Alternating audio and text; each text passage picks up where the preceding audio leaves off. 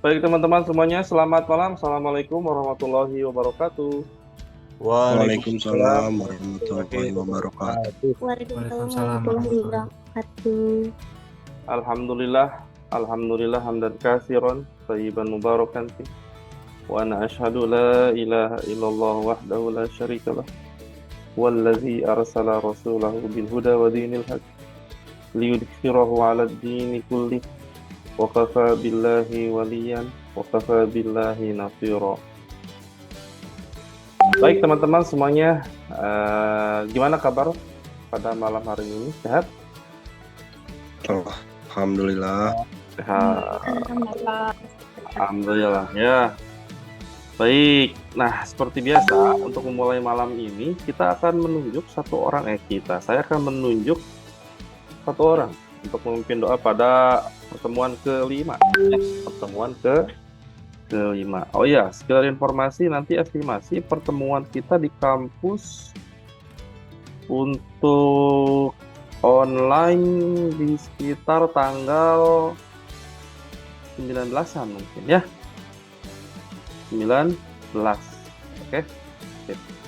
Nanti kita untuk kelas berikutnya di tanggal 19 bisa insya Allah ya.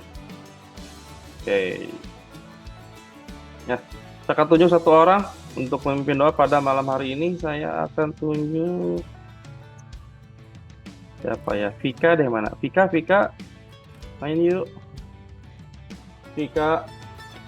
Mana Vika? Hadir Bapak. Stop, pimpin doa Vik. Doanya apa Bapak? Baik bahasa. Iya, nah, Oke. serah. Bismillahirrahmanirrahim. Sebelum memulai aktivitas pembelajaran, mari kita ucapkan Bismillah bersama-sama. Bismillahirrahmanirrahim. Semoga di pembelajaran hari ini apa saja ilmu yang diterima oleh kami semoga menjadi berkah, semoga menjadi ilmu yang bermanfaat bagi kami semua. Al-Fatihah bersama-sama. Bismillahirrahmanirrahim. Alhamdulillahirabbil alamin, arrahmanirrahim, maliki yaumiddin. Iyyaka na'budu wa iyyaka nasta'in. Ihdinas siratal mustaqim, siratal ladzina an'amta 'alaihim ghairil maghdubi 'alaihim waladdallin. Oke, terima kasih Vika pimpinan doa pada malam hari ini. Terima kasih banyak ya. Oke, Iya Bapak. untuk malam hari ini siap, kita akan ada praktek tapi singkat prakteknya, cuman harus diikuti secara seksama ya. Nah, alhamdulillahnya di malam hari ini akan ada tambahan bahasan langsung praktisnya mengenai pengisian atau penentuan supply positioning model menggunakan matrix yang nanti ada di PPT juga, cuman dibuatnya di Excel. Nah, Excelnya yang udah tadi diberikan. Jadi untuk teman-teman Excel yang hari Senin itu beda. Yang kemarin hari Selasa juga beda, kemarin lusa. Nah, yang hari ini yang Kamis pun beda Excelnya ya. Jadi nggak sama nih setiap pertemuan, setiap kelasnya ya. Baik yuk, kita mulai di pertemuan malam hari ini. Kita akan ngebahas terkait supply positioning model. Apa itu? Kalau supply positioning model sudah jelas, arti secara harafiah saja. Ini adalah model posisi pengadaan. Nah, model posisi pengadaan. Artinya apa? Kalau dikatakan model posisi pengadaan, artinya yang model-model nanti yang ada dan akan dibahas itu menentukan proses pengadaan itu sendiri.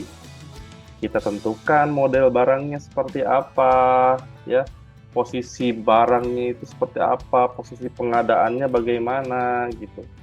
Ya, apakah ada masalah atau tidak, resikonya kecil apa rendah, tinggi apa rendah, biaya yang dikeluarkan untuk pembelian tinggi apa rendah, gitu, ya. Baik. Tapi sebelum kita bahas lebih dalam, seperti biasa, ini kita akan nonton video pertemuan kelima. Ini singkat, videonya 4 menit, cuman ini dalam bahasa Inggris, tidak jadi masalah. Anda perhatikan kata kuncinya. Kata kuncinya saja perhatikan. Ya, kata kuncinya di video ini. Kemudian setelah itu Anda nanti urai dalam catatan Anda. Ya, Kata kuncinya saja, tidak perlu mengerti semuanya ya. Ini terkait tentang supply positioning model ya, metrik yang digunakan dalam kurva kuadran yang digunakan dalam SPM. Yuk kita tonton sama-sama. Bismillah. Let's talk the Kraljic matrix. The Kraljic matrix was created by Peter Kraljic in 1983 and essentially segments suppliers in terms of cost and risk. It was designed to segment the supplier base. In terms of risk, we're talking about the likelihood of any disruption to supply and the impact of that. And in terms of cost or profitability, we're talking about the impact on the bottom line of the company.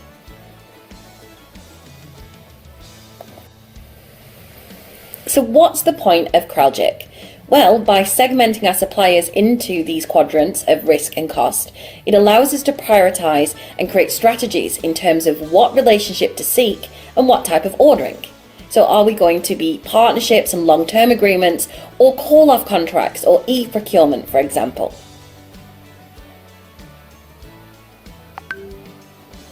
Let's look at the bottleneck quadrant. Bottleneck is high risk, low cost. So it's low value, but it might be risky because there's very little or no other options out there in the marketplace. Could be spare parts for your machine that you can get from one supplier only, so there's a possible monopoly of supply. Security of supply is what's key here, and we maintain that with call-off contracts to make sure that we always have the stock. We don't want our production line to stop. Strategic items. Strategic is high cost, high risk, and therefore these are your critical suppliers supplying the core items for the major security of your business. Here, security of supply and relationships are key. So we tend to have partnerships and long-term agreements. We want to lock these suppliers in and get the best service, innovation and cost that we can get. We usually say capital items like premises are strategic. Leverage items. Leverage are our high cost, low risk items. Now, these are things that we'll spend a lot of money on, but our business doesn't need them to run. So when we're talking high cost, there is still lots of competition out there. So because of these different options, it means we can easily switch between suppliers. And we're going to use competitive bidding to drive the price down and try and get the cheapest price that we can. I think of this as like company cars or company-wide mobile phones. Routine items. Routine items are low cost, low risk. These are our unimportant items. They're low value with lots of options in the market, and we usually order them in a high volume. I like to think of stationery as an example here. And therefore we want to get purchasing efficiency. We want to reduce cost when we're purchasing and make it more efficient. So e-purchasing helps us do this.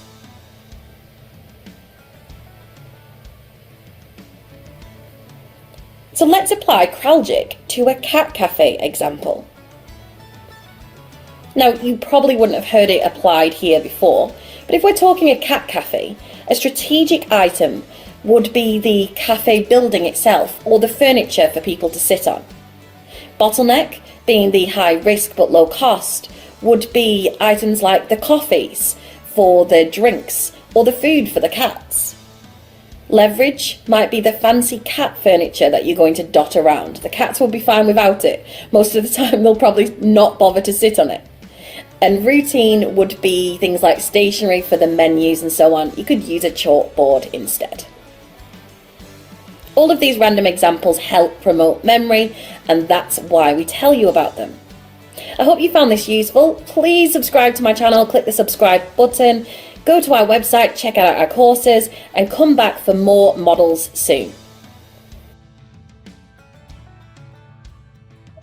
Okay, guys. Let's talk oke lah. Sip. Oke. Awan cenah dia teh. Mat, naon mat, ieu mat. Kiri ramat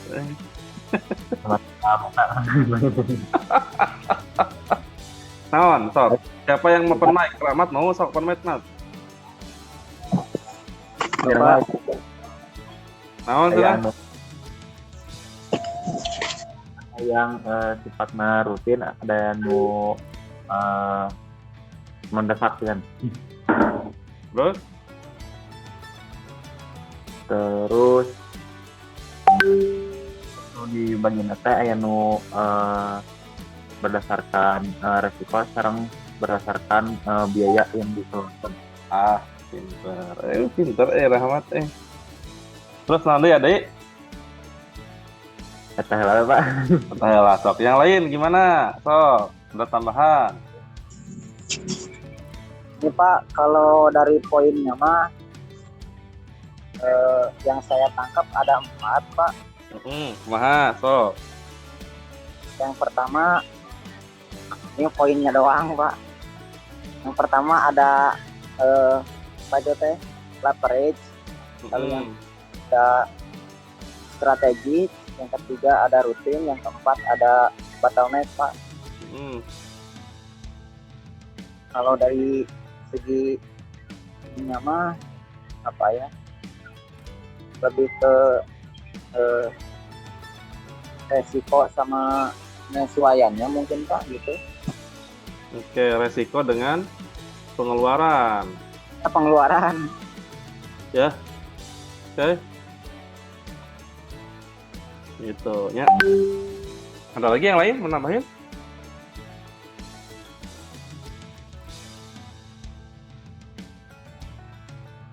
Ada lagi menambahin? Cukup? Oke, good. Kata kunci yang pertama. Jadi, SPM itu punya indikator. Jadi, model posisi pengadaan ini ada 2 parameter. Parameter yang pertama, SPM ini digunakan untuk mengukur tingkat resiko barang yang diadakan. Ingat, yang pertama, tadi seperti Rahmat bilang.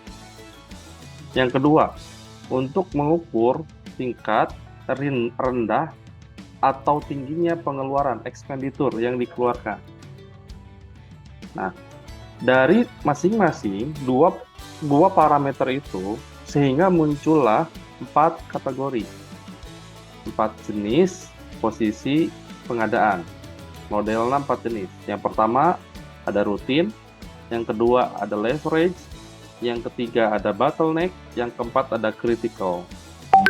Nah, jika diperhatikan baik-baik, yang namanya rutin memiliki karakter resiko rendah, pengeluarannya kecil.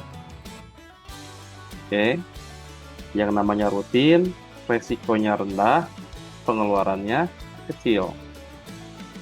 Leverage, pengeluarannya gede, resikonya rendah. Nah, yang ketiga, bottleneck, pengeluarannya kecil, tapi resikonya tinggi. Yang terakhir, critical. Kalau critical tuh, ya risiko tinggi, biaya yang dikeluarkan besar. Baik, jadi itu adalah langkah awal kita memasuki tahap kedua di tahapan proses pengadaan, yaitu riset pemasok. Kedua ya, salah satunya adalah kita akan menentukan model posisi pengadaan terlebih dahulu, karena kedepannya akan mempengaruhi model posisi ini akan mempengaruhi pola pengadaan yang memang akan diadakan ke depannya, gitu. Berujungnya nanti ke kontraknya, ke pencarian tender, ke pencarian suppliernya, ke bentuk pengadaannya, sampai ke kontraknya. Nah, yang tadi disebutkan bahwa yang namanya supply positioning model ini merupakan model strategi pengelolaan pasokan. Jadi dikelola.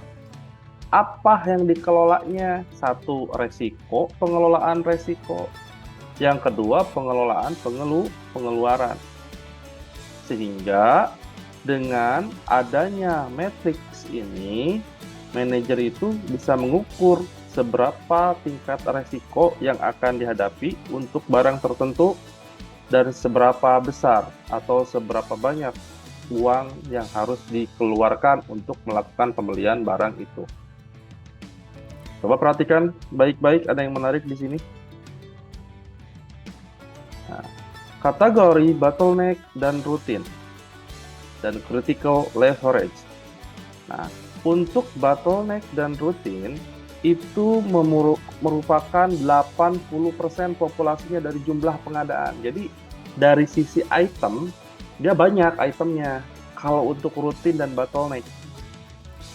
Tapi secara value, nilai atau expenditure yang dikeluarkan itu kecil. Terbalik dengan yang leverage dan critical. Itemnya sedikit, tapi nilainya gede. Ya, 20% dari populasi item. Ya, tapi dari 20% itu expenditure-nya yang pengeluarannya sampai 80% dari nilai total pengadaan. Oke. Jadi di sini ketika kita menentukan satu barang, kita ukur dulu resikonya berapa banyak, berapa tinggi, pengeluarannya berapa banyak, menggunakan supply positioning model. Nah, nanti untuk kriteria-kriterianya kita akan bahas. Kalau yang memenuhi kriteria rutin harus apa saja, leverage apa saja, bottleneck apa saja, critical apa saja. Ya. Oke, yang kedua, perhatikan gambaran supply positioning model ini. Ini yang vertikal itu adalah resiko, sedangkan yang horizontalnya itu adalah pengeluaran.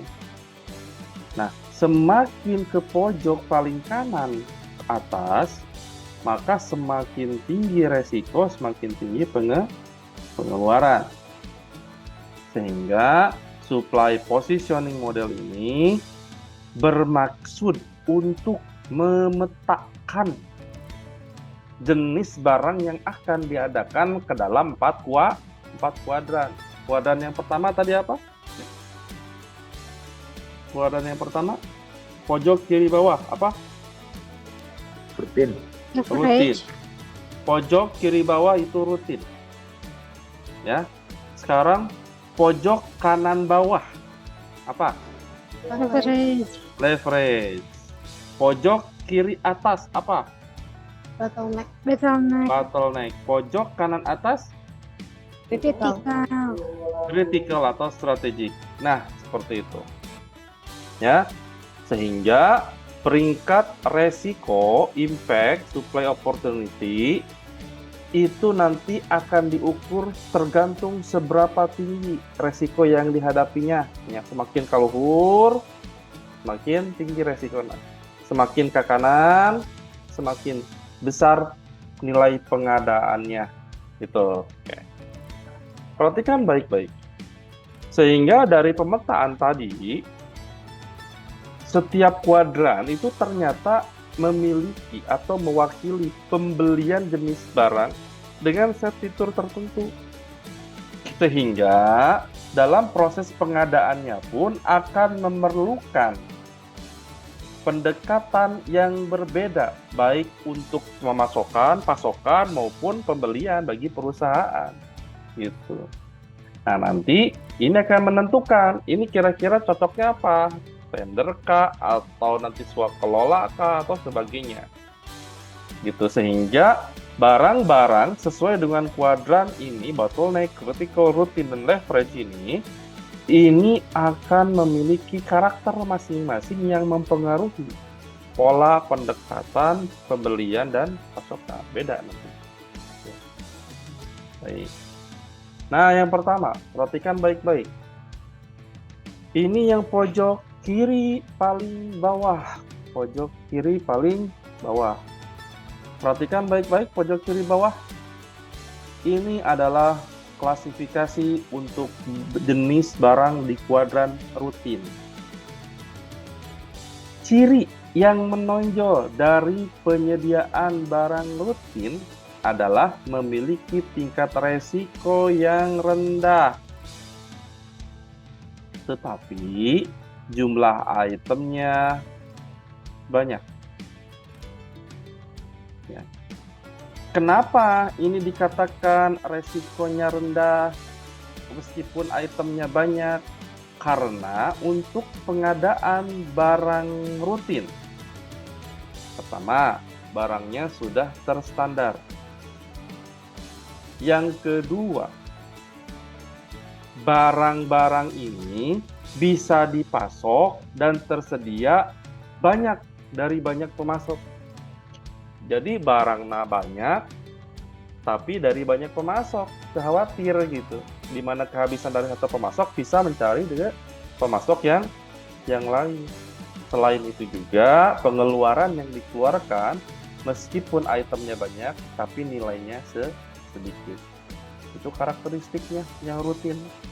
Contoh barangnya seperti alat tulis kantor, ya, alat kebersihan, atau material-material standar yang rutin yang digunakan gitu, ya. Nah, ini klasifikasi yang pertama, yaitu jenis kuadran 1 rutin. Nah, memiliki karakteristik utamanya adalah rendah resiko, rendah nilai. Ya. Kenapa rendah resiko, rendah nilai? Barang tersedia banyak dari penyedia yang banyak. Nilai yang dikeluarkan besar, ya. Kemudian resikonya rendah karena penyedianya banyak dan produknya terstandar. Oke. Sampai halaman 8. Ada yang mau ditanyakan? Jelas? Cukup jelas penjelasannya?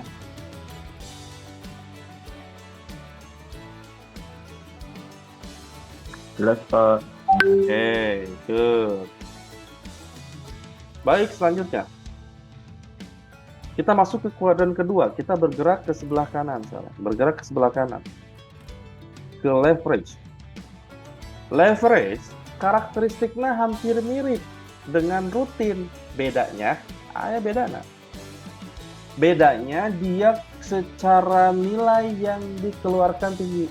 Angka yang dikeluarkan tinggi untuk melakukan pengadaan. Tapi sisi lain, karakternya hampir mirip dengan rutin. Karena apa? Barangnya tersedia banyak, pemasoknya juga banyak. Gitu. Yang membedakan adalah nilai yang dikeluarkannya lebih besar, tinggi dibanding dengan rutin. Sehingga jika ditinjau dari sisi resiko, maka leverage ini masih dalam kategori resiko rendah, tetapi memiliki nilai pengadaan yang tinggi. Ya, contoh mobil operasional perusahaan. Ya, barangnya standar itu wae. Ya. Kemudian tersedia dari banyak pengadaan, supplier nggak pasti banyak, ya, dealer-dealer teh gitu. Tapi yang membedakan adalah sekali beli nilainya tinggi, gitu, yang dikeluarkan tinggi. Nah, sehingga karakteristik untuk klasifikasi yang kedua adalah jenis pengadaan, jenis model, posisi pengadaan yang leverage itu memiliki karakter rendah resiko tapi tinggi nilai. Ya. Kalau rutin mah low risk, low value. Kalau leverage, low risk, high value. Oke. Ya. Nah, ini nih cara perbedaannya masing-masing, ya. Oke. Nah, yang ketiga, kita masuk ke pojok kiri atas. Pojok kiri atas. Di sini berbicara tentang bottleneck. Anda tahu botol ya? Kalau bottleneck artinya apa? Botol apa artinya botol? Botol. Botol. Kalau neck apa neck? Wadah. Leher. Kerah, Pak. Leher, neck, leher, botol, neck, leher. Jadi leher botol ya kalau secara harafiah ininya mah. Maksudnya apa bottleneck? Perhatikan. Ini kan botol nih. ya. Karakteristik untuk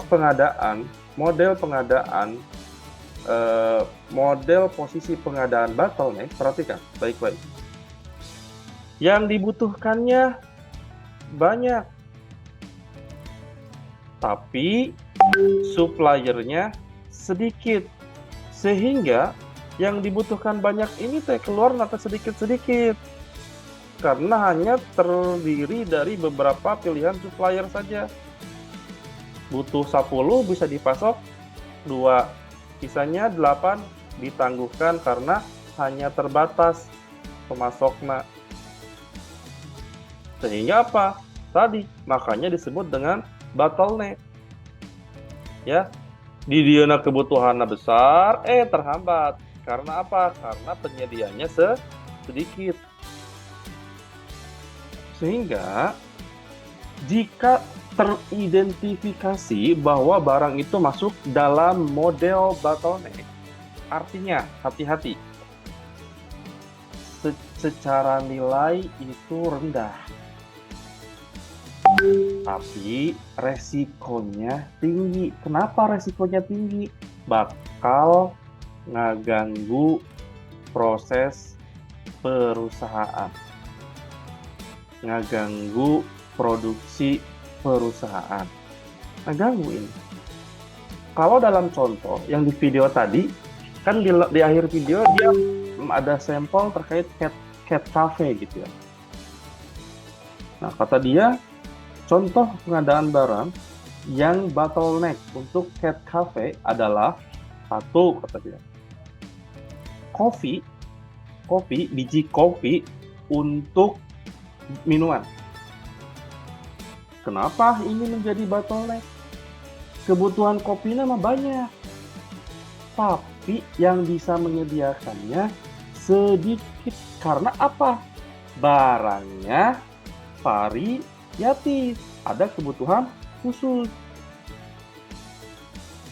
Ya, sehingga misalkan, saya kopinya misalkan sekarang lagi hits yang Jabarno.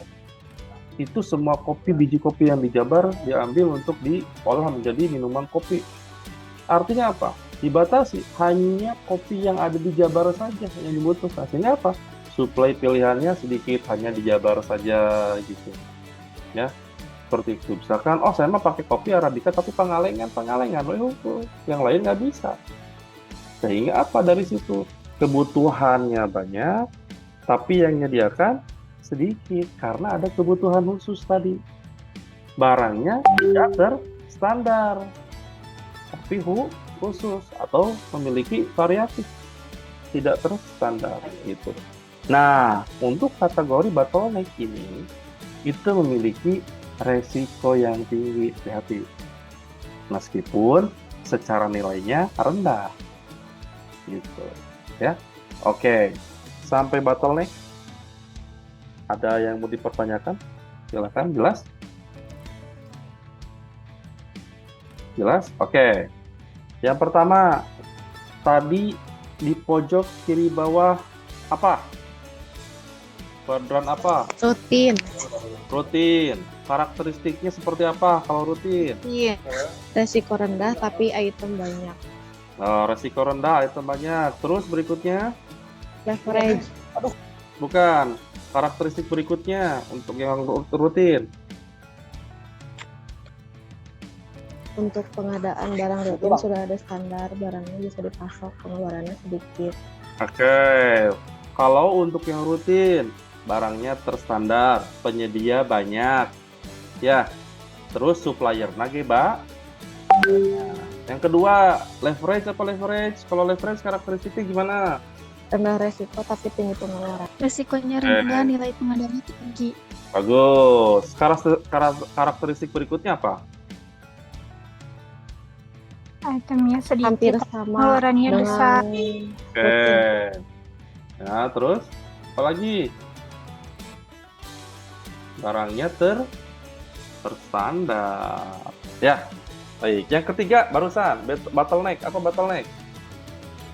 resiko tinggi walaupun nilai rendah. Nah, resikonya tinggi tapi value-nya rendah. Kenapa? Karakteristik berikutnya.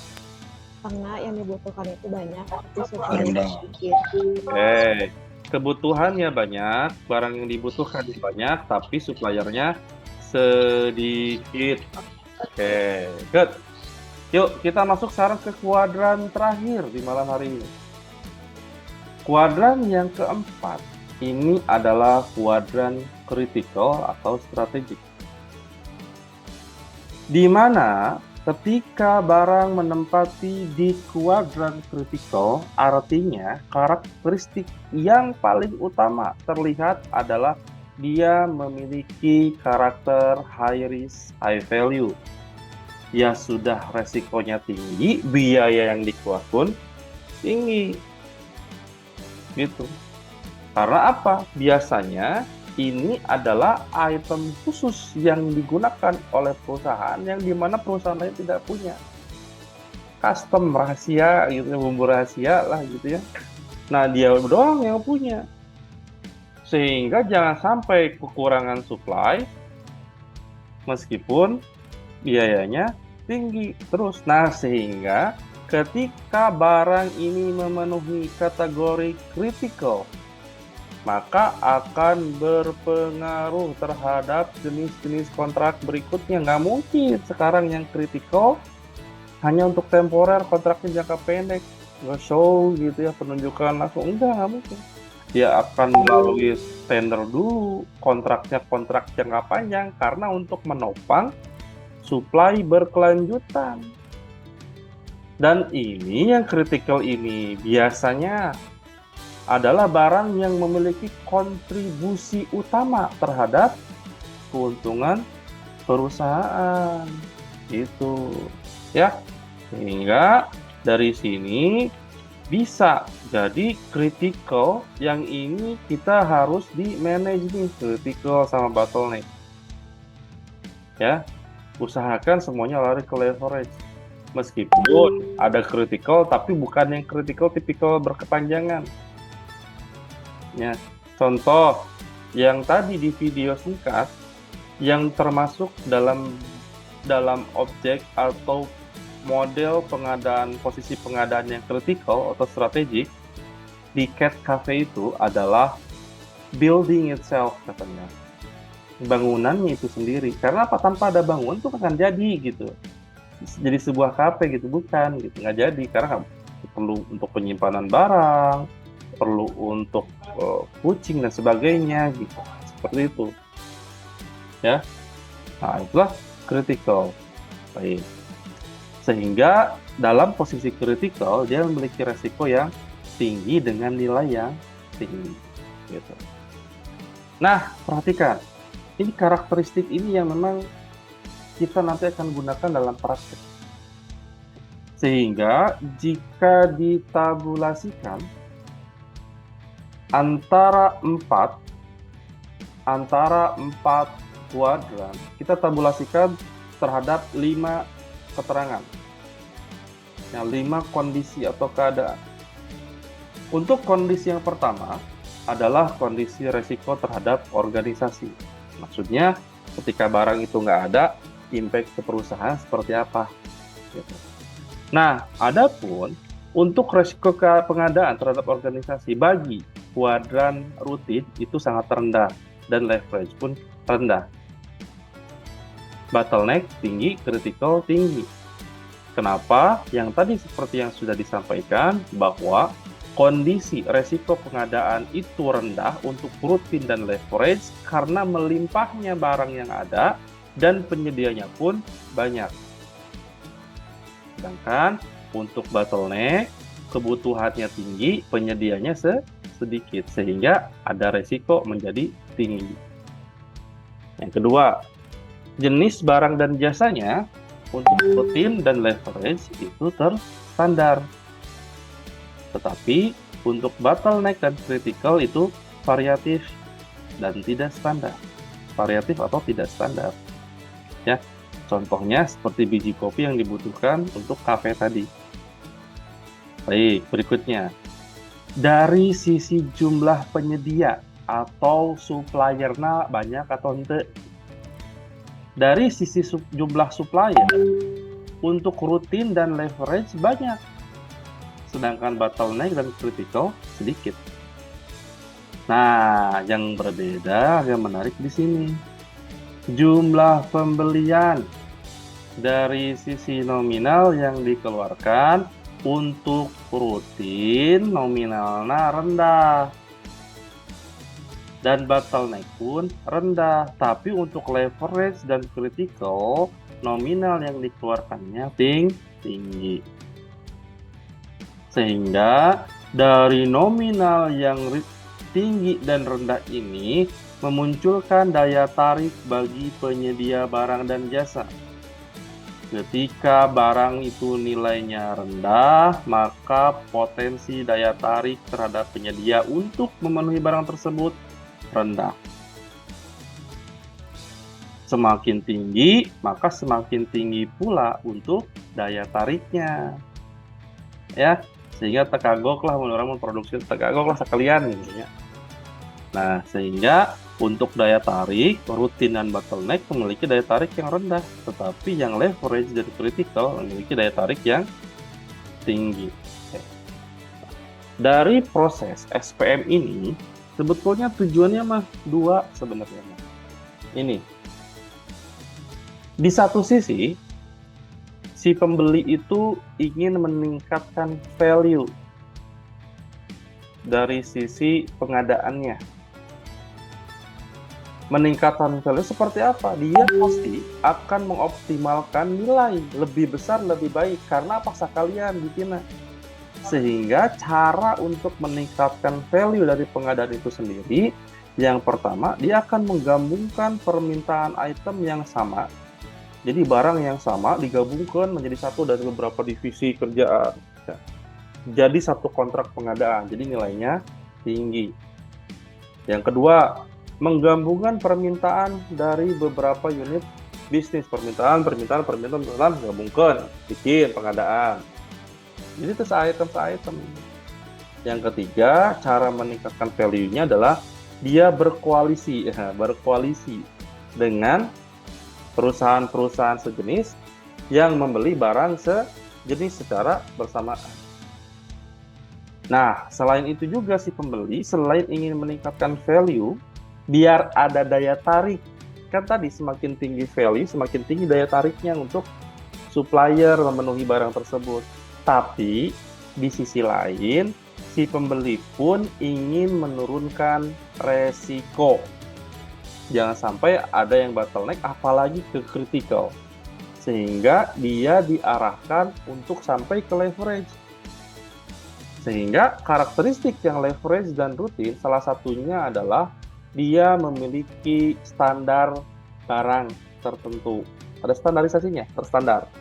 Jadi terpusing.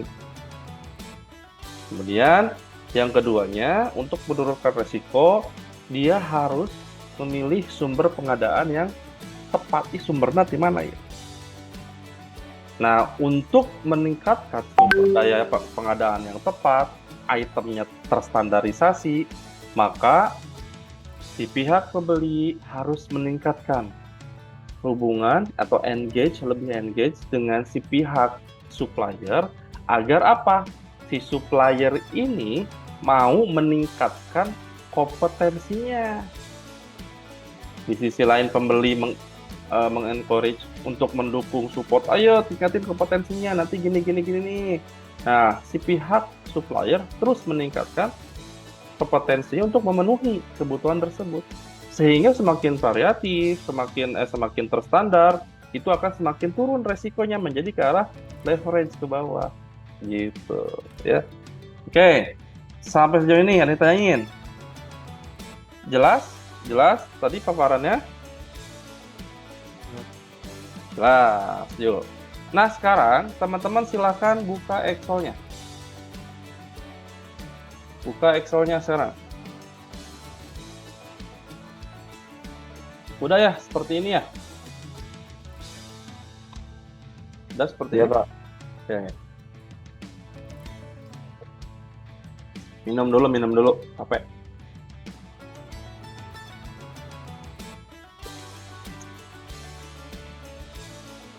Oke. Setelah Anda buka Excel-nya, buka juga Minitab. Jadi Minitab kebuka, Excel kebuka ya. Nah, pastikan Minitab siap beroperasi, Excel juga terbuka. Oke.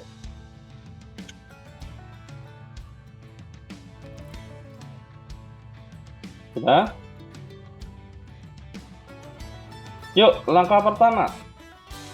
Untuk yang jenis pengadaan, jumlah dan nominal pengadaan dari A1 sampai ke C11, Anda blok. Terus, di kanan, copy. Sudah? Jadi, yang A1 sampai ke C11, Anda blok, terus copy. Anda buka Minitab-nya, di bawah C1 kursornya diletakkan. Oke, di bawah C1 kursornya diletakkan. Setelah itu, Anda Ctrl V, paste. Sudah? Sudah, Pak. Oke, ada yang tertinggal sampai langkah ini? Tidak ada. Baik. Nah, dengan kondisi seperti ini, kita akan melihat kira-kira yang pertama, jumlah item tertinggi mana yang paling tinggi itemnya? Ya, yang paling tinggi itemnya. Caranya adalah Anda klik Start. Klik Start. Pilih Quality Tool. Pilih Pareto Chart. Saya ulangi. Pilih Start. Pilih Quality Tools. Pilih Pareto Chart. Muncul dialog box seperti ini. Oke? Sudah? Sampai langkah ini ada yang kakantun? Aman? Aman. Oke. Mantap. Langkah berikutnya. Klik 2 kali di C1. Sudah? Sehingga jenis pengadaan pindah dari kiri ke kanan untuk mengisi dialog box defect or attributes data in. Berikutnya, klik C2 dua kali yang jumlah. Sehingga yang dialog box frequencies in itu terisi. Oke. Setelah itu, yang by variable in kosongkan dan Anda langsung OK.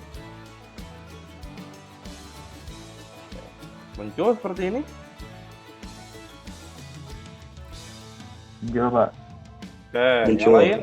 Yang lain aman? Muncul, Pak. Oke. Sekarang kita yang kedua. Ini kita baru mengetahui dari sisi item, jumlah item. Nah, sekarang kita akan memparetokan nominal expenditure yang dikeluarkan.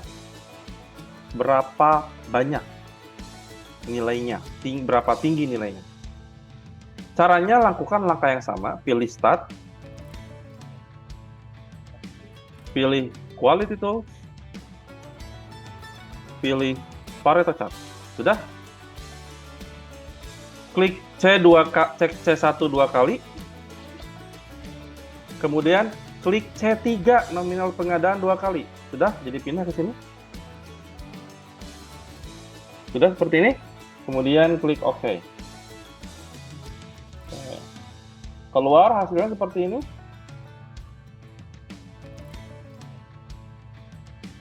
Sama. Maaf, Pak. Sama. Oke. Mat, aman? Aman, Pak. Punten, Pak. Sok, tenang. Yang lain gimana? Vika aman?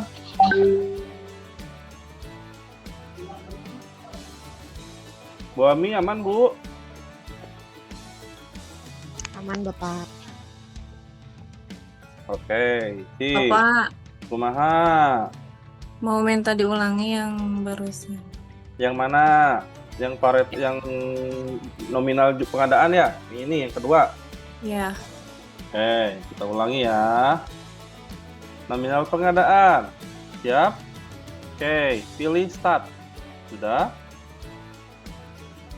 pilih Quality Tool.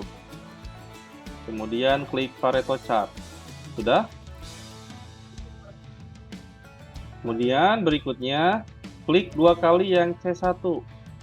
Sudah? Klik 2 kali C3. Sudah? Sehingga defects or atribut data innya jenis pengadaan. Sedangkan frequencies innya nominal pengadaan. Oke, Yusti, sudah?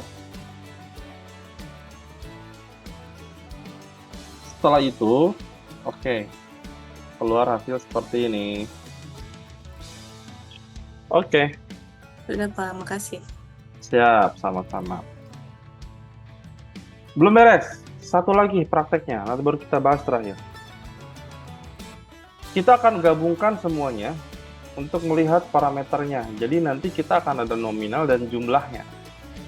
Ya, jumlah item dan nominalnya. Yuk kita masuk, sama langkahnya, masuk ke statistik. Pilih Quality Tools.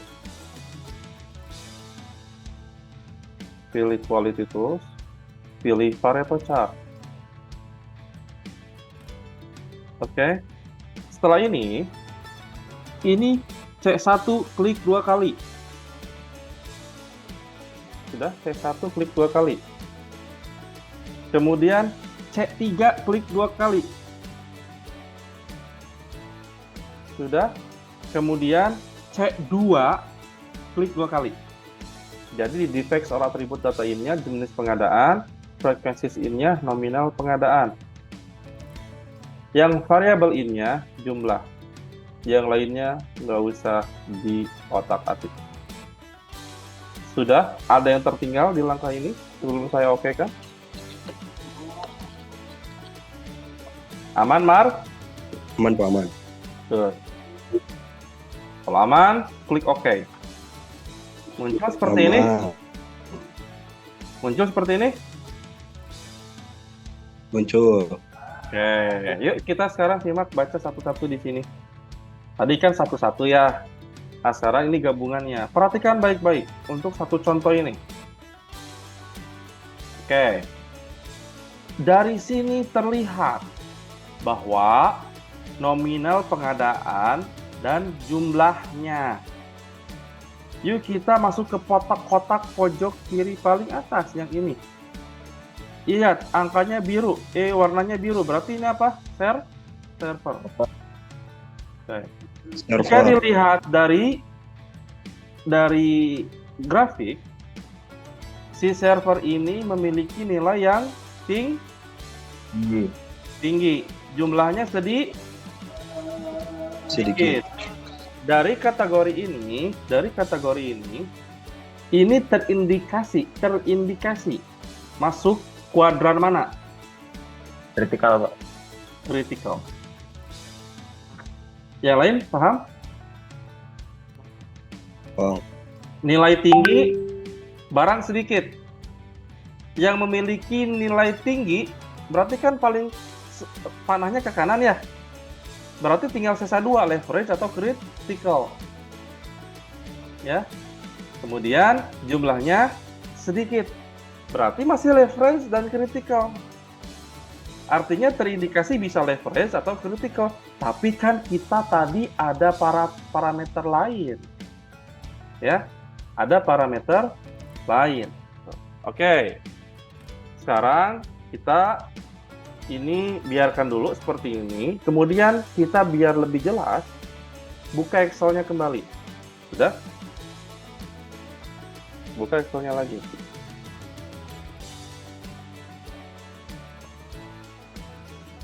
Perhatikan baik-baik yang di Excel ini. Ini merupakan matriks yang tadi, karakteristiknya. Perhatikan baik-baik. Ya. Nah, di sini jenis pengadaannya. Ada aturan mainnya. Catatan di sini perhatikan baik-baik. Di teman-teman belum ada catatan ini.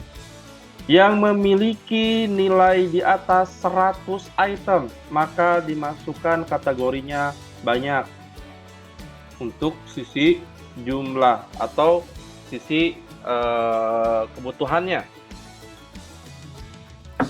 Untuk nilai 300 juta, maka masuk kategori tinggi value-nya. Oke. Sekarang kita kupas satu per satu. Oke, kita kupas satu per satu. Ini bisa di-insert satu aja. Ini di-insert.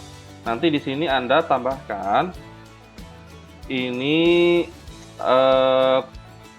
kuadrannya, posisinya.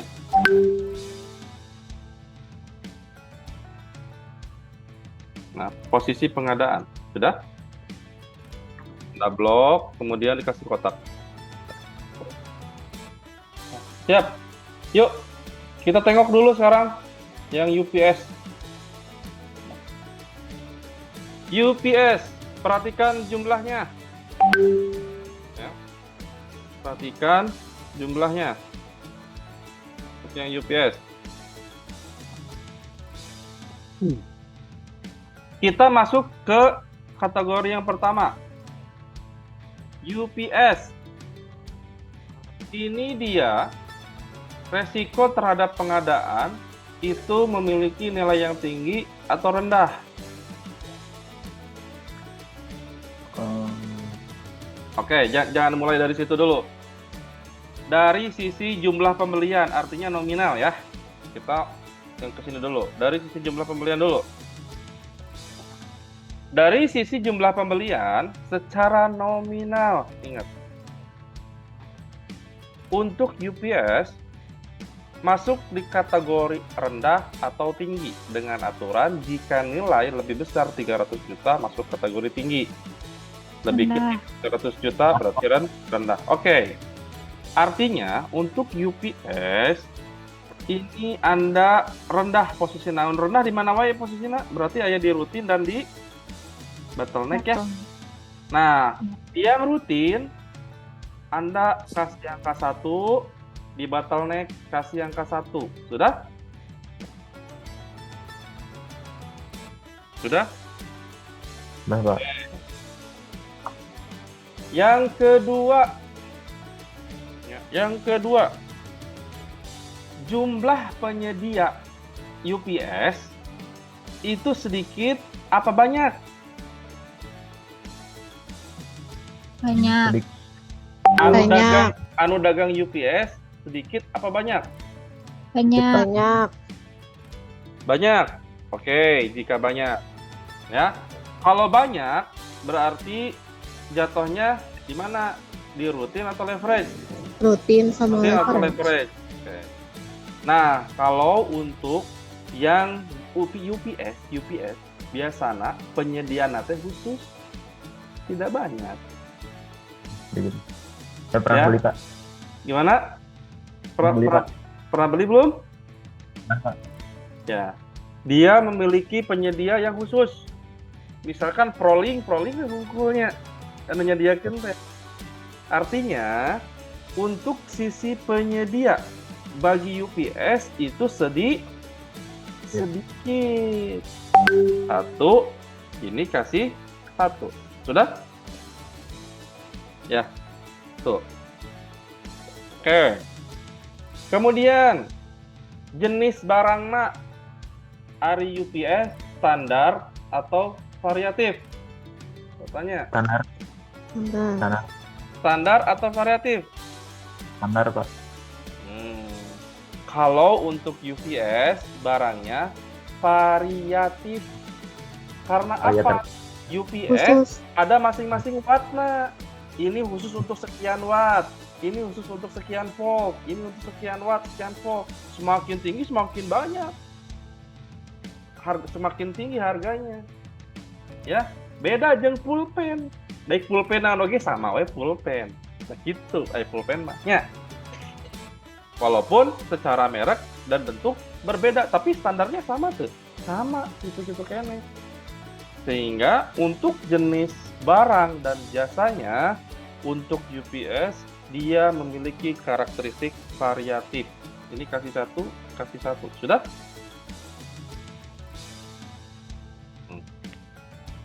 Oke.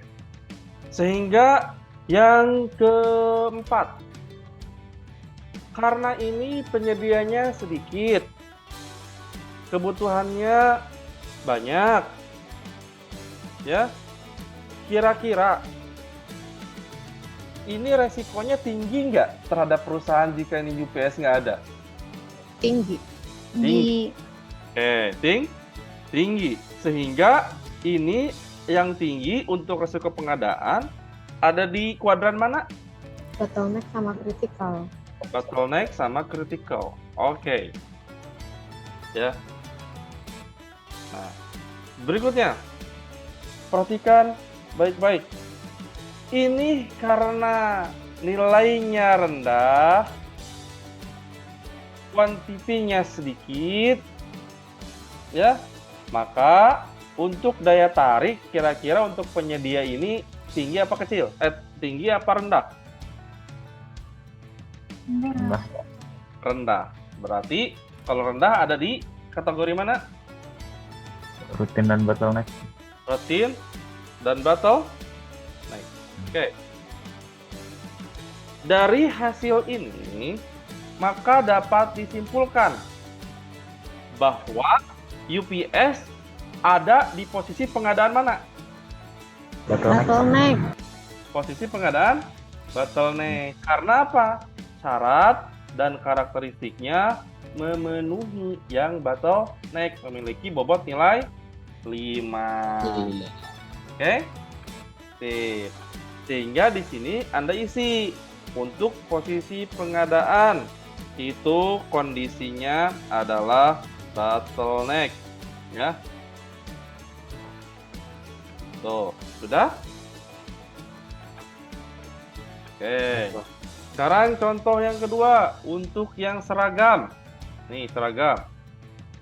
Hapus nih, yang ini hapus. Sudah? Untuk yang seragam, kita mulai dari jumlah pembelian secara nominal. Jumlah pembelian secara nominal untuk seragam rendah apa tinggi? Tinggi. Rendah apa tinggi? Tinggi, Pak. Tinggi. Perhatikan catatannya. Yang dimaksud dengan kategori tinggi itu nilainya lebih besar daripada 300 juta. Sehingga dari sisi nominal atau nilai pembelian tinggi atau rendah? Rendah. Berarti rendah ada di posisi mana? Rendah di posisi rutin. Rutin sama Bottleneck. Oke. Sekarang yang kedua. Kalau seragam, dia kira-kira penyedia barang jasana banyak atau sedikit?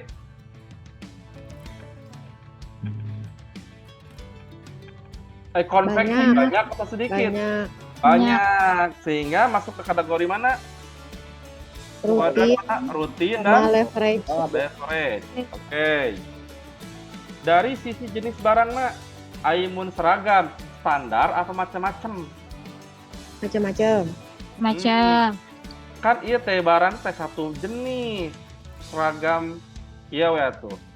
Seragam sekolah SMP atau jas alma mater. Macam-macam atau satu jenis?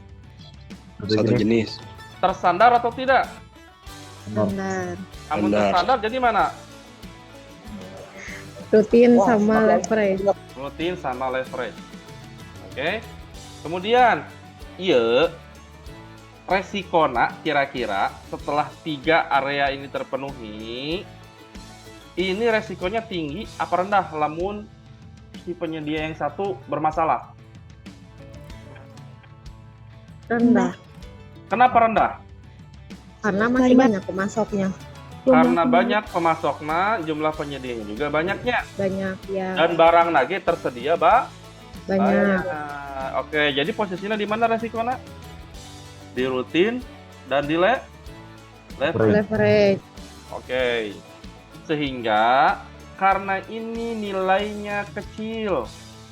Ya, nilainya rendah.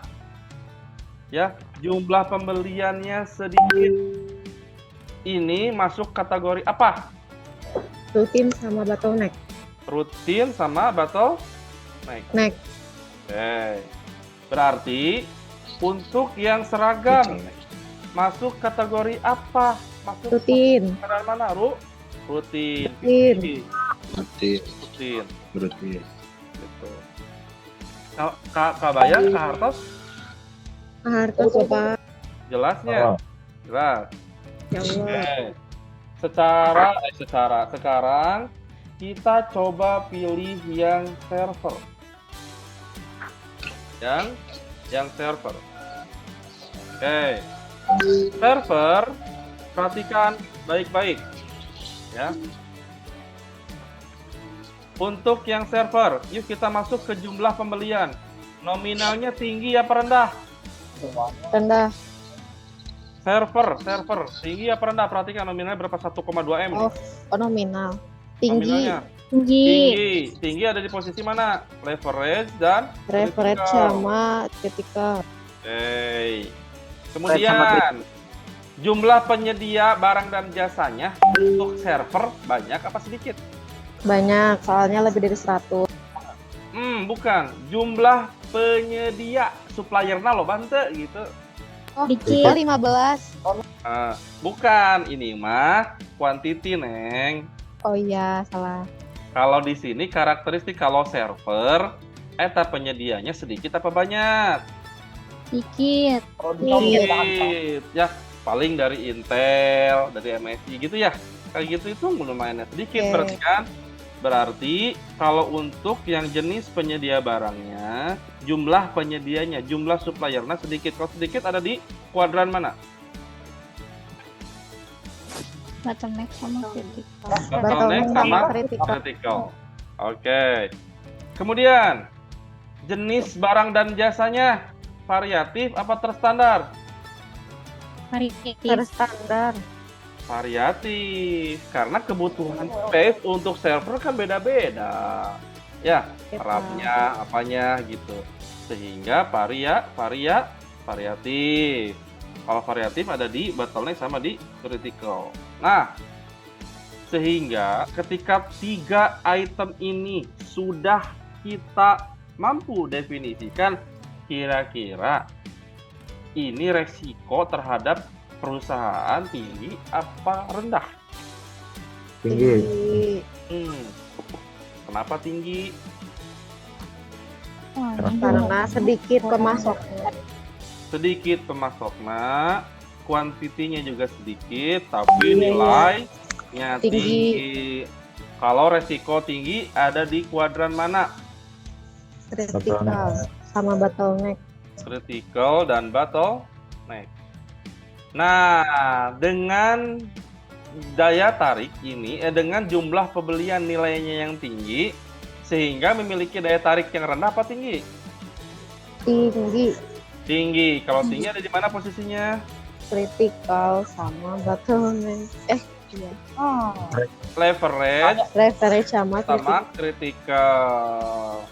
Sehingga untuk server masuk di kategori apa? critical. Critical. Ya.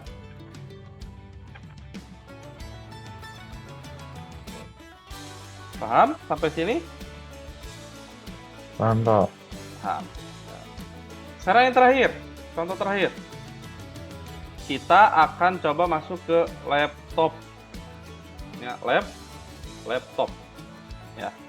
Cik, ari laptop sekarang ini secara nominal dalam data ini itu kategori tinggi apa rendah? Tinggi. Tinggi. Kalau tinggi ada di leverage dan di critical ya. Ya. Kemudian amun laptop penyedianya banyak apa enggak? Saya tanya. Banyak. Banyaknya. BCG samoleun laptop. Berarti apa? Kalau kondisinya banyak, kalau yang banyak ada di mana? Rutin sama leverage. Rutin sama leverage. Good. Pas dari sisi jenis barangnya, Variatif. amun laptop terstandar apa variatif? Variatif, Pak. Variatif dari sisi apa? Di RAM, prosesor, VGA. Oke. Secara ininya variatif ya. Oke. Tapi secara jenis barangnya, bentuknya, ya dia itu kondisinya seragam ya. Yang kedua, Standar. standar, ada standar minimumnya ya. Oke. Nah, kita masukin ke standar lah, jangan variatif, standar saja ya. Oke. Yang berikutnya, berdasarkan data ini, untuk pembelian laptop ini kira-kira resikonya tinggi apa rendah? Rendah. Resikonya tinggi apa rendah? Pemasok banyak, jumlahnya tersedia banyak. Rendah. Rendah. Kalau Nah. rendah di mana? Ada di Kemungkinan leverage. Ya. Oke. Ya.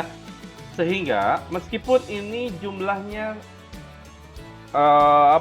yang laptop ini jumlahnya nominalnya banyak, kebutuhannya lumayan, daya tariknya karena nilainya tinggi, kira-kira daya tariknya rendah apa tinggi?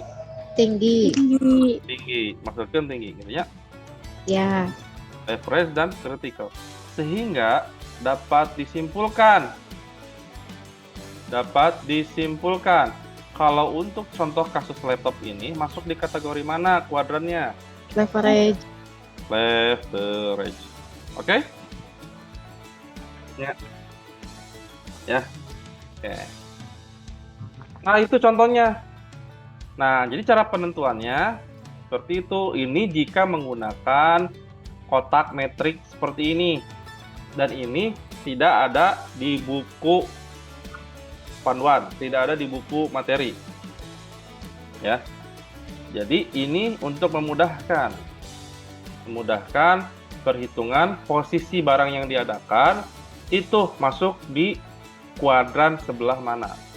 Oke, ini jika menggunakan membaca atau memposisikan menggunakan Excel. Jangan lupa di save. Di save sudah? Di save sudah? Sudah. Oke, good. Nah, kemudian teman-teman semuanya, setelah ini di save, sisanya, nih, yang berapa item berarti? 1, 2, 3, 4, 5, 6. 6 item, nanti kerjakan masing-masing ya. Dengan mengikuti ini, ya, oke? Ya, Bapak. Oke, ya. Oke, kita save dulu. Sekarang balik lagi ke mini tab-nya. Kita balik lagi ke mini tab-nya. Nah, kita saat ini tuh membicarakan mengenai Pareto. Pareto bukan Bureto-nya, Pareto.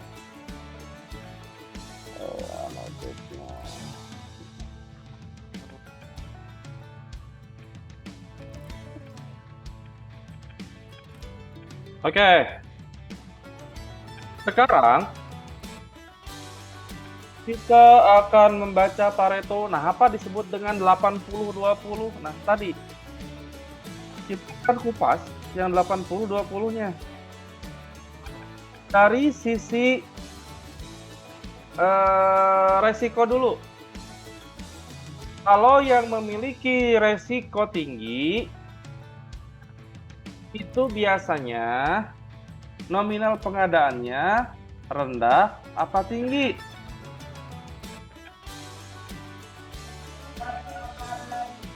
Rendah. Yang memiliki resiko tinggi, nilai pengadaannya rendah apa tinggi? Nilai pengadaan.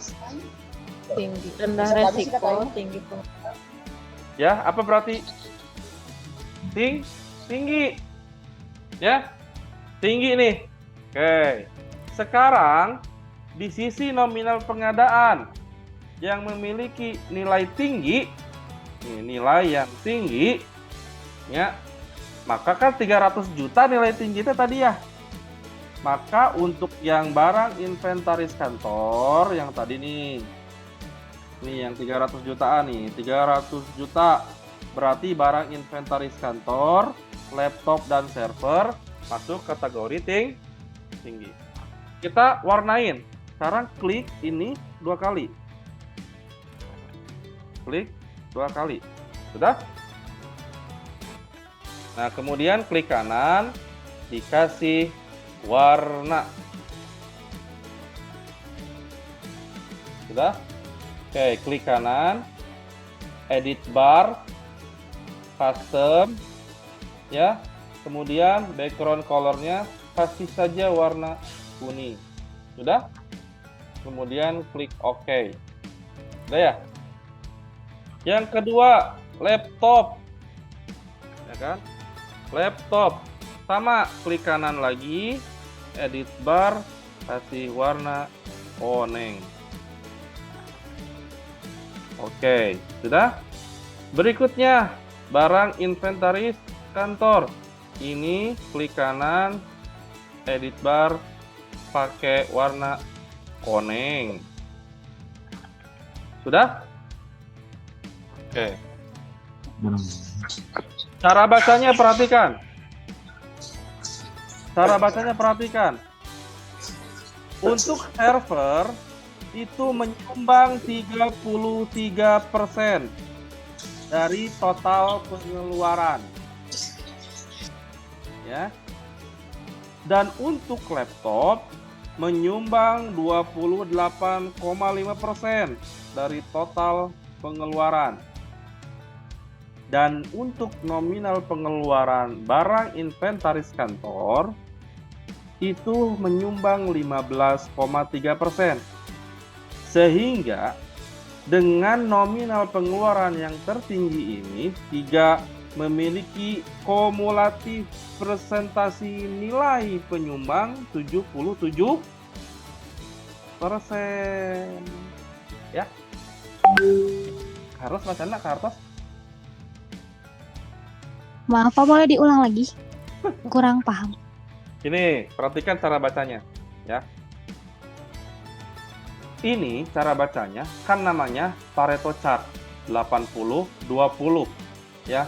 80% nilai yang tertinggi mewakili 20% barang yang diadakan. Nah, dari sisi jumlah atau nilai pengeluaran, maka yang tadi di atas 300 juta dimasuk dengan kategori nilai yang tinggi. Yang punya kategori itu, yang masuk kategori cuma 3, server, laptop, barang inventaris kantor. Ya.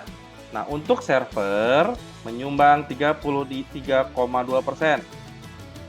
Untuk laptop itu 28,5%. Jika digabung antara server dan laptop, kumulatif persentasenya menjumlahkan 61,7. Nah, yang ketiga, barang inventaris kantor nominal 500 sekian juta menyumbang 15,3%.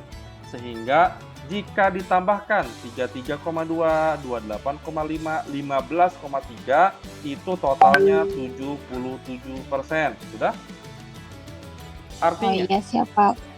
Artinya ini 77% biaya yang dikeluarkan diwakili oleh 3 nilai tertinggi, 3 item tertinggi. Sisanya yang 23% itu memiliki nilai yang rendah dengan item yang banyak.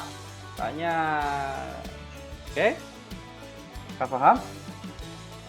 Pampas. Nah, ini dari sisi nominal pengadaan. Kita lihat dari jumlah, nah ini terbalik. Jumlah yang tertinggi nih, ya. Jumlah yang tertinggi. Tadi jumlah tertinggi di atas mana? Di atas berapa? 80%. Nah, jumlah tertinggi 100. 100. Berarti lihat, perhatikan. Kalau yang 100 masuk ke kategori mana aja? Seragam masuk ke 100. Jumlahnya lihat. Masuk. Alat kebersihan sampai UPS masuk ke sebagai jumlah yang tertinggi. Masuk. Others lain-lain kayak server itu sedikit, ya. Nah, sehingga kita pastikan baik-baik. Kan tadi 80%. Perhatikan angkanya. Walaupun ini ada di atas 100, lihat, menyentuh angka 80 ada di mana? Di Yang di ATK. Sampai sini pun dari seragam sampai ATK ya itu sudah mencapai 82%. Jadi yang diakumulasikan ini nih penyumbang tertinggi secara jumlah, Mundek hitung dari sejumlah seragam paling banyak jumlahnya. Ya, berikutnya lihat sampai ke alat listrik juga 88,6. Lihat, ini yang tertinggi kedua, selebihnya mah sedikit ya. Dibandingkan dengan populasi. Nah, paham? Bapak, Ya, kumaha? itu tuh harus pas banget di 80 atau memang misalkan 88 atau 89 itu Enggak. masuk itu? Enggak harus 80%, enggak. Kalau Pareto itu tadi bisa ya rata-rata di 80%, tapi kan bisa 77, bisa 88, bisa 85 gitu ya. Jadi nggak lebih dari 90 lah gitu ya. Betul. Jadi sehingga sebenarnya Pareto ini tuh digunakan untuk mengetahui akar masalah dan menentukan prioritas masalah mana yang harus diselesaikan terlebih dahulu. Gitu. Sehingga dari sini jika kita mengacu pada nilai pengadaan barang, maka prioritas utama yang harus segera diselesaikan pengadaannya adalah pengadaan server, laptop, dan inventaris kantor. Ini harus segera diadakan dulu.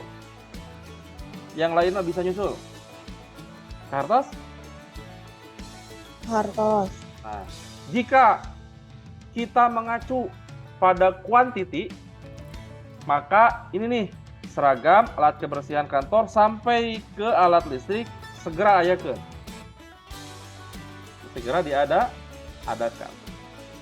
Karena kita sekarang fokusnya dalam proses pengadaan, yang harus kita prioritaskan adalah nominal pengadaan yang tinggi. Dan ini harus segera ditindaklanjuti. Karena apa? Kalau pengadaan yang tinggi, ingat, ada resiko yang tinggi dan pengeluaran yang tinggi. Atau resiko rendah, pengeluaran tinggi. Hati-hati, matakna eta dikejar heula yang kuadran baris paling kanan. Si critical dengan leverage. Paham?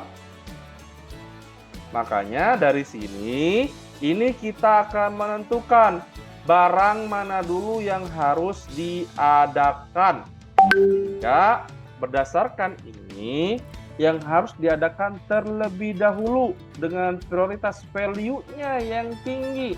Maka yang harus diadakan di 80% pertama adalah server, laptop, dan barang inventaris kantor. Itu kesimpulannya kalau lihat baca dari Pareto ini. Ada yang mau ditanyakan? Jelas deh tadi. Halo? Pak. Jelas. Oke, siap ya. Nah, sehingga Pareto ini kalau bagi saya pribadi itu saya biasanya menggunakan Pareto ini untuk menganalisis satu masalah. Kira-kira penyumbang terbesar dari masalah yang terjadi itu di sektor yang mana, di bagian apa, itu yang harus saya selesaikan terlebih dahulu. Sehingga muncul prioritas penyelesaian masalah. Kalau dalam dikontekskan di sisi pengadaan, itu ada prioritas dalam pengadaan. Ya, oke. Nah, yuk kita lanjut. Ini kan udah dibikin grafik dan cara bacanya tadi seperti itu. Ya. Langkah berikutnya adalah kita rapihkan grafik ini yang 3 menjadi 1 seperti minggu-minggu sebelumnya. Kita klik dulu salah satu grafik, kemudian pilih editor, pilih layout tool. Sudah? Nah, yang ini diklik ke kiri dulu. Sudah? Nah, berikutnya tinggal klik kanan 3 kali. 1, 2, 3. Sudah?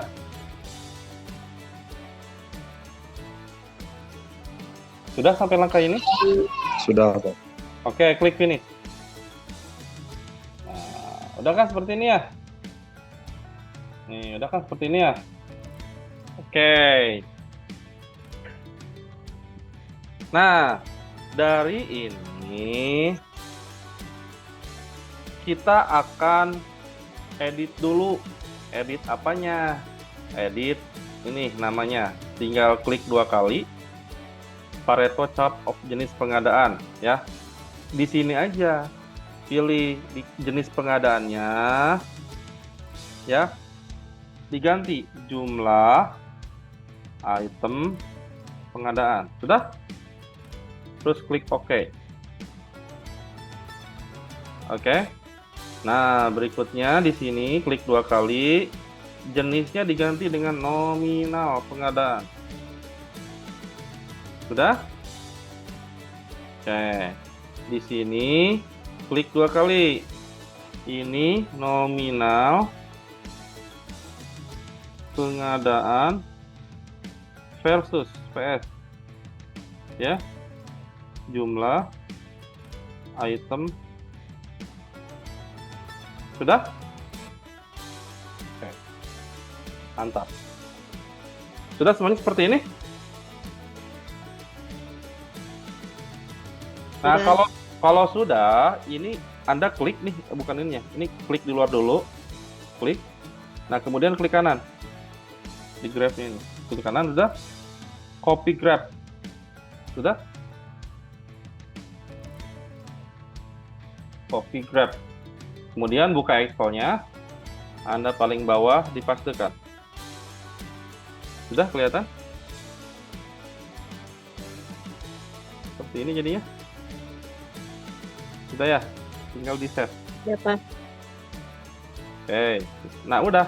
Bisa nanti ada muncul tugas mengenai hal ini. Ini Anda isi semuanya, dapat 100 ya. Ada ininya, Anda dapat 100. Ya. Kalau bisa mah metrik nih hiji-hiji, dasar perhitungan begini ya. Gitu. Jika ada nilai nanti. Oke. Jika ada tugas gitu. Mudah-mudahan ya anginna kakencak nih banyak. Mudah-mudahan gitu. Oke. Nah, sekarang save dulu. Oke. Nah, itu pertemuan pada malam hari ini. Kumaha kartos biar teh. Kartos, Pak. Jelas ya. Nah, nanti jika memang belum praktek, nanti bisa ditonton video YouTube-nya ya. Video YouTube-nya di channel saya nanti ya. Gitu. Oke. Di subscribe. Di subrek ya, makasih ya. Oke. Makasih. Ya, sebentar. Ini akan ada pooling dulu untuk pertemuan pada malam hari ini. Ya. Nanti Anda isi ya.